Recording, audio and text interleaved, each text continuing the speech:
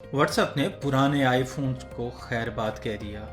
صارفین کے لیے بری خبر، دنیا کی مقبول ترین میسجنگ ایپلیکیشن واٹس ایپ نے پرانے آئی فونز پر اپنی سپورٹ بند کرنے کا اعلان کر دیا ہے، جس کے بعد کچھ مشہور ایپل ڈیوائسز پر اب یہ ایپ کام نہیں کرے گی۔ میٹا کی ملکیت والی واٹس ایپ اب صرف ان ایپل ڈیوائسز پر دستیاب ہوگی جن میں iOS 15.1 یا اس سے نیا آپریٹنگ سسٹم انسٹال ہو، جبکہ آئی فون 5S، آئی فون 6 اور آئی فون 6 پلس کے صارفین اب واٹس ایپ استعمال نہیں کر سکیں گے، کیونکہ ان فونز میں جدید سیکیورٹی اپڈیٹس کی سہولت نہیں۔ متاثرہ ڈیوائسز میں شامل آئی فون 5S اور 6 سیریز اب ایپل کی جانب سے بھی متروک قرار دی جا چکی ہے۔ ان ماڈلز کو اپلیکیشن نے 2016 میں بند کر دیا تھا اور اب ان کے لیے نہ تو پرزے دستیاب ہیں اور نہ ہی کوئی سافٹ ویئر اپڈیٹ فراہم کی جاتی ہے۔ واٹس ایپ کے ترجمان کا کہنا ہے کہ ہم ہر سال اس بات کا جائزہ لیتے ہیں کہ کون سے ڈیوائسز اور سافٹ ویئر اب بھی فعال اور محفوظ ہیں۔ پرانی ڈیوائسز میں اکثر سیکیورٹی کے لیے درکار خصوصیات موجود نہیں ہوتی، اس لیے ہم ان کی سپورٹ ختم کر دیتے ہیں۔ واٹس ایپ کے علاوہ دیگر مشہور ایپس جیسے اسپوٹیفائی اور انسٹاگرام بھی پہلے ہی ان پرانی ڈیوائسز پر کام کرنا